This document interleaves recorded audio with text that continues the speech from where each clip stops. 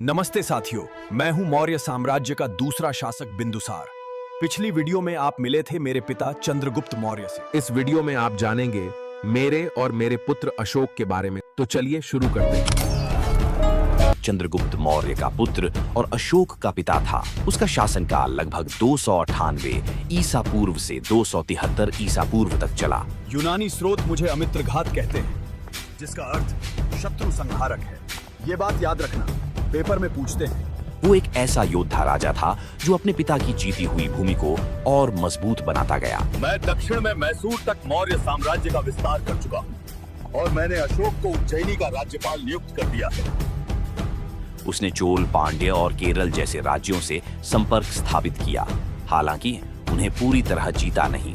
दिलचस्प बात यह है कि बिंदुसार का धार्मिक झुकाव आजीवक संप्रदाय की ओर था, जो मक्कली गोसाल द्वारा स्थापित किया गया। मैं आजीविका संप्रदाय का अनुयायी हूँ, जो मक्काली गोसाल द्वारा स्थापित किया गया है। मैंने 298 ईसा पूर्व से 273 ईसा पूर्व तक राज किया है।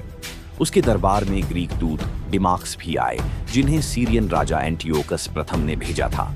और फिर 273 ईसा पूर्व में बिंदुसार की मृत्यु हुई, जिसके बाद सत्ता की लड़ाई में उनका पुत्र अशोक विजयी हुआ।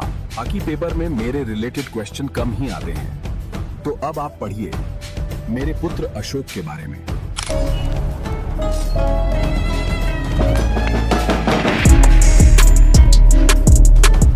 अशोक बिंदुसार का पुत्र था और उनकी माता का नाम सुभद्रांगी या धर्मा माना जाता है। युवावस्था में अशोक बेहद साहसी, बुद्धिमान और कठोर स्वभाव का था।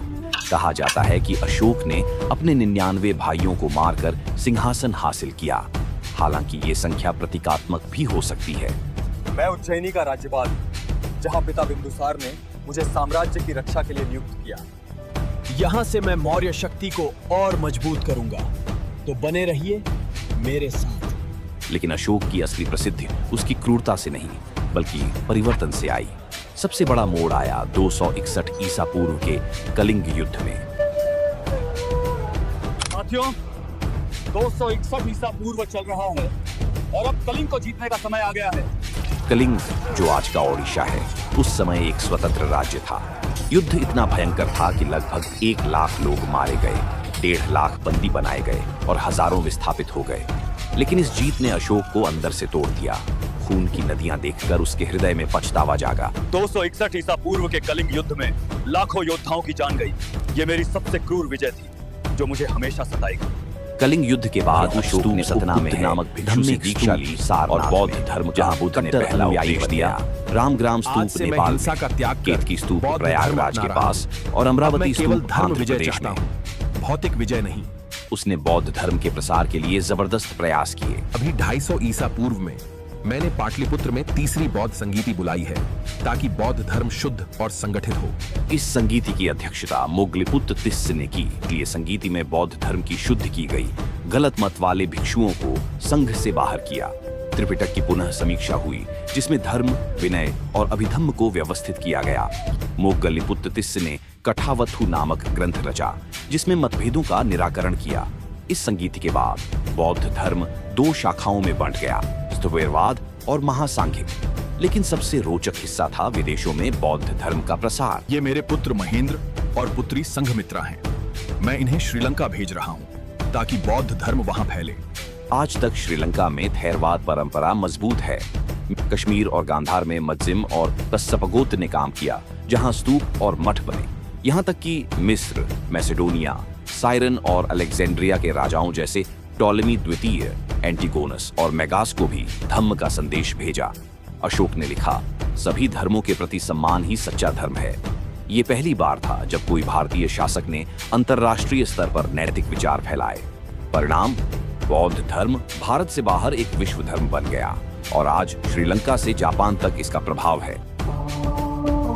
अशोक ने बौद्ध अवशेषों को 84,000 स्तूपों में बांटा। हालांकि ये संख्या प्रतीकात्मक है। देखिए, मैं मध्य प्रदेश सांची के स्तूप का निर्माण करवा रहा हूँ। ये ईंटों से बनाया जा रहा है। इसमें हम बुद्ध के अवशेष रखेंगे। इसमें 4 तोरण हैं, जिन पर बुद्ध के जीवन की घटनाएं जैसे जन्म, ज्ञान प्राप्ति और उपदेश उकेरी गई। बुद्ध को यहाँ प्रतीकों से दिखाया गया। घोड़ा गृह त्याग के लिए, धर्म चक्र उपदेश के लिए, बोधि वृक्ष ज्ञान के लिए। सांची से जुड़ा एक लघु शिलालेख भी मिला। इस लघु शिलालेख पर मेरा नाम देवानम प्रिय प्रियदर्शी लिखा जाए। भरहुत स्तूप सतना में है, धम्मेक स्तूप सारनाथ में, जहां बुद्ध ने पहला उपदेश दिया, रामग्राम स्तूप नेपाल में, केतकी स्तूप प्रयागराज के पास और अमरावती स्तूप आंध्र प्रदेश में। यहां भगवान बुद्ध का जन्म हुआ।